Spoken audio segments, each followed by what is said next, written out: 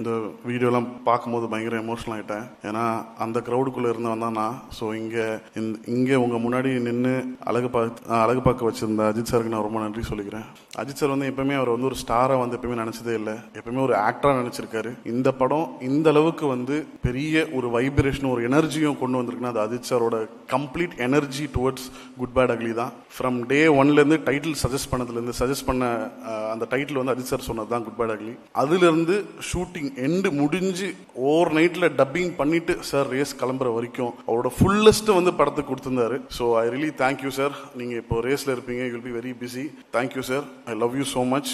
நான் இதை எவ்வளோ தடவை உங்களுக்கு நான் என் ஒய்ஃப் ஐஸ்வர்யாவுக்கு விட நான் உங்ககிட்ட தான் ரொம்ப ஐ லவ் யூ நிறைய சொல்லியிருக்கேன். ஸோ அது உண்மை sir. I love you so much. You come first after my family, after my mother, my father. You come next. Sorry Aishu.